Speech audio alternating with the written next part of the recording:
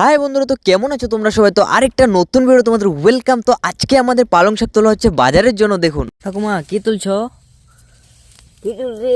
এই যে পালং, এই যে বাজারের জন্য এগুলা? হ্যাঁ হ্যাঁ, বাজার লাগিয়া। এই দেখো, এই দেখো, বহুত বড় বড় বুড়িয়া বুড়িয়া পালং। দেখছেন বন্ধুরা কি বলছে আমার ঠাকুমা? বন্ধুরা বড়িয়া বড়িয়া পালং একেবারে। বুড়িয়া শুকনা মাছ দিয়ে বানাইলে একদম মজা এসে খাইতে লাগে। কি বলছে? শুকনা মাছ দিয়ে পালং খায় বন্ধুরা একবার, দারুণ লাগে। তো বন্ধুরা আমাদের ঠাকুমা কি বলছে শুনেছেন? শুকনা মাছ দিয়ে নাকি খেতে পালং শাক অনেক ভালো লাগে খেতে, আর এটা সত্যি। তো বন্ধুরা চলুন ফটাফট উঠিয়ে ফেলি পালং শাকগুলো রাত্রে হওয়ার আগে আগে, কারণ এখন ঠান্ডার দিন।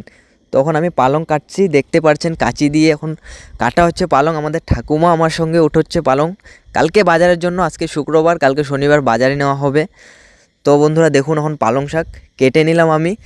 কতগুলো পালং শাক, ক্ষেতের সব নাকি পালং শাক আজকে উঠিয়ে ফেললাম। দেখুন তখন কত টাকা করে বিক্রি করব কালকে, সেটা সকালে বাজার গেলেই সেটা বলতে পারবো আপনাদেরকে। তখন আমি ধুয়ে ধায়ে রেডি করে নিচ্ছি বাজার যাওয়ার জন্য।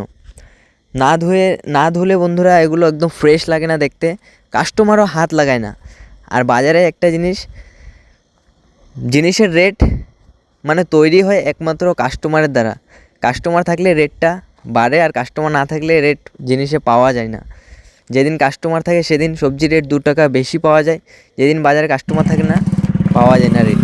তো ধনিয়াও সঙ্গে নিলাম আর বের হয়ে পড়লাম আমি বাজারের জন্য। দেখুন এখানে প্রথম দিলাম, দেখুন পালং শাকগুলো আমাদের টাকা নিয়ে নিলাম এখান থেকে 25 টাকা করে দিলাম। আর এখানে দিলাম, এখানেও 25 টাকা করে দিলাম। দেখুন এগুলো মুঠো বাঁধছে, তারা মুঠো বেঁধে বিক্রি করবে। এখানেও 25 টাকা করে দিলাম, আরও অন্যান্য জায়গাতে দিলাম।